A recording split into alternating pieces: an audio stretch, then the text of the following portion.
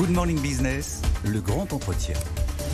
Le grand entretien ce matin, c'est avec Marie-Ange Debon. Bonjour, vous êtes la présidente du directoire de Keolis. Keolis, filiale de transport urbain de la SNCF, qui appartient à 70% à la SNCF. Vous êtes le premier opérateur mondial de métro automatique devant la RATP et devant Singapour. On va en parler, mais vous avez commencé cette année, on en a parlé hier, sur une mauvaise nouvelle. À Lyon, vous avez perdu une partie d'un contrat que vous aviez depuis des années. Ça faisait 30 ans que c'était Keolis qui s'occupait notamment des lignes de métro. Là, ça va passer à la RATP. Est-ce que c'est un mauvais signal? Comment vous avez pris la nouvelle?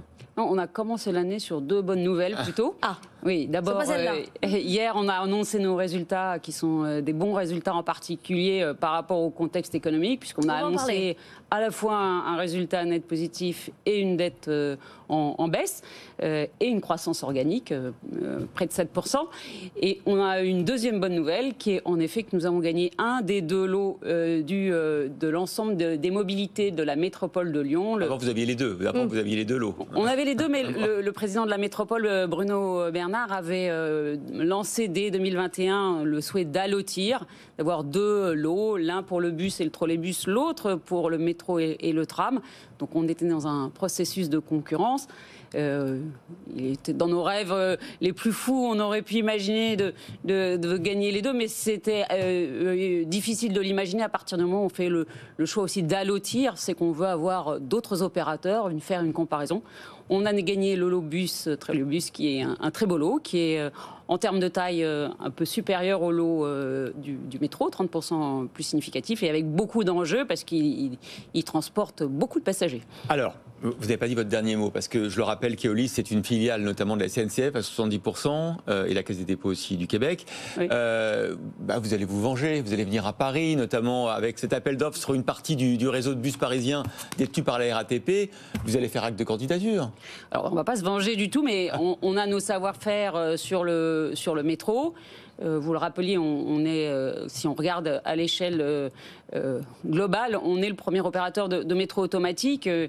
Récemment, on a gagné les lignes 16 et 17, qui étaient ouvertes à la concurrence. Le cœur du métro parisien n'est pas ouvert à la concurrence avant 2039. Donc, c'est pas pour tout de suite, mais les nouvelles lignes sont ouvertes à la concurrence. En revanche, les bus, il y a un appel d'offres. Alors, tout à fait. Les bus sur la petite couronne et le cœur parisien, il y a 12 lots qui sont en perspective, dont certains lots qui font aussi la taille du lot de Lyon. Ah oui, quand je parlais de revanche. Mais bien sûr, nous, on a aussi déjà pas mal travaillé sur toute la grande couronne, puisque sur la grande couronne, on a aujourd'hui maintenant 30% de part de marché. On est passé de 20 à 30% de part de marché sur la grande couronne dans le bus. Donc voilà, c'est nos savoir-faire qu'on met en avant. J'espère qu'on a vraiment le passager au cœur de nos préoccupations et nos attentions, et que nos clients nous choisissent, les autorités, pour nos savoir-faire. Alors justement, vous parliez de vos résultats, de ce passager qui est de retour dans les transports en commun. On est quasiment revenu au niveau pré-Covid. Vous avez enregistré un chiffre d'affaires en hausse de 6,6%. Par contre, ça pèse sur les bénéfices. Là, 10 millions de bénéfices en 2023 contre 48 millions l'année d'avant. Ce qui pèse là, c'est l'énergie, notamment parce que il y a ces tramways avec de l'électricité, les bus de plus en plus électriques et les taux d'intérêt. Ça va pas changer tout de suite. Qu'est-ce que vous voyez évoluer là comme point positif? Si, en fait, c'est vrai que la partie électricité en France a beaucoup fluctué sur 2022-2023. On est revenu à des montants qui sont plus bas. Donc on espère que on a des mécanismes d'indexation qui n'avaient pas très bien fonctionné avec nos clients, les autorités organisatrices, les collectivités locales. Mais le marché s'est stabilisé, donc on va dire qu'on espère que nous sommes revenus à la normale. On a développé nous-mêmes aussi des mécanismes on achète de l'énergie renouvelable sur du long terme, solaire, éolien, et on prend des positions sur 15 ans pour stabiliser et puis pour avoir de l'énergie verte. Ça a été un de nos axes de travail de cette année, puisque on essaye d'être un acteur très très moteur de la transition environnementale, et ces accords permettent de stabiliser un prix d'énergie sur le long terme aussi. Comment vous voyez l'électricité a baissé. Pardon ? Non, le prix de l'électricité a baissé aussi de manière forte. Comment vous voyez l'évolution de votre stratégie ? On parlait de cette concurrence très saine. Nous, on adore la concurrence entre la SNCF et la RATP, notamment sur les marchés parisiens et lyonnais. Vous évoquiez une ouverture très progressive et très lente de la concurrence dans les métros. Est-ce que est-ce que vous vous intéressez, par exemple, je ne sais pas, au transport régional, ferroviaire ? Est-ce que c'est des choses où vous pourriez aller ? Il y a d'autres concurrents qui le font. Tout ça, ce sont des marchés qui s'ouvrent. Est-ce que vous regardez tout ça, Marie-Ange Debon ? Keolis est un grand opérateur de tout ce qui est intermobilité, intermodalité. Nous opérons tous les modes de transport. Nous faisons du ferroviaire dans un certain nombre de pays. On le fait en Angleterre, on le fait en Australie. Ouais, c'est pour ça que je vous parle pour la France. Il y a des lignes qui sont ouvertes à la concurrence de plus en plus. Il y a des régions qui font des appels d'offres en ce moment. Oui, alors il y a un peu d'ouverture à la concurrence en effet sur le ferroviaire, avec les lignes TER qui ont été ouvertes à la concurrence et qui vont continuer. Nous, on avait énormément d'appels d'offres sur notre propre cœur de métier compte tenu de notre présence dans les territoires français. Donc on a beaucoup d'appels d'offres. On s'est d'abord concentré sur ces appels d'offres. Vous parliez de Lyon, mais on est présent sur des villes comme Lille, sur Dijon, Besançon, Rouen, Caen, Orléans. Donc pas de trains régionaux en France. On fait un peu de train régional, mais ce n'est pas aujourd'hui notre priorité.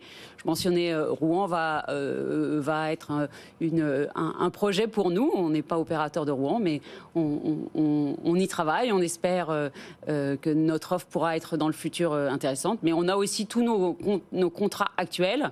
On vient de gagner le contrat de Nîmes, dont on est très fiers. On parlait de nouvelles de début d'année. Normalement, le 25 mars, à la métropole de Nîmes confirmera qu'ils nous ont octroyé le contrat. Donc des bonnes nouvelles aussi. Autre bonne nouvelle, mais autre défi, c'est que vous avez gagné l'appel d'offres sur les Jeux Olympiques pour transporter les athlètes. Il y en a 15 000 à transporter de leur village à leurs épreuves pendant les Jeux Olympiques. Là, il y a un défi au-delà de la logistique pure de recrutement. Est-ce que vous êtes prêts ? Est-ce que vous êtes bon pour cet événement ? Oui, on y travaille. En effet, c'est 1000 conducteurs qu'on mettra à disposition, donc dans les deux temps.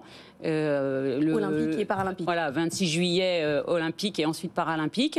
Keolis a 25 000 conducteurs en France. On fait appel à nos conducteurs, on fait appel à des retraités qui ont envie de reprendre un peu d'activité. On fait aussi appel à tous les conducteurs du transport scolaire qui seront moins au travail pendant l'été. Donc oui, c'est un très beau projet. On est très fiers d'avoir gagné ce contrat. Il est emblématique.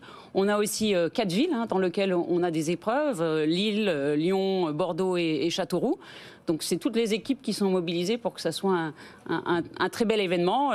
Lille, on va avoir une cinquantaine de matchs, donc ça va être intense, parfois 4 matchs par jour. Donc la métropole est ravie. On a évidemment le basket et le hand, donc c'est des très belles aventures. Je pense qu'on sera mobilisés, oui. Marie-Ange Debon, je vous permets de vous poser aussi une question d'actualité parce que j'ai vu que vous étiez administrative de la maison de soins palliatifs Jeanne Garnier à Paris.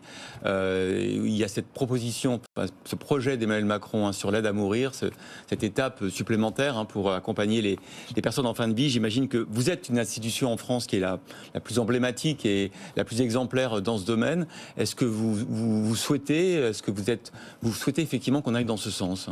Alors, je l'ai été, je ne suis plus administratrice de la maison Jeanne Garnier, qui est une très belle institution.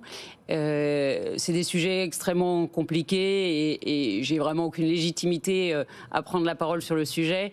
Je croyais que vous l'étiez toujours. Non, je me suis permis. Je ne le suis pas. Bon. Je ne suis plus. En tout cas, sujet passionnant. Merci beaucoup d'avoir été Marie-Ange Debon, présidente du directoire de Keolis, d'avoir été notre invitée ce matin.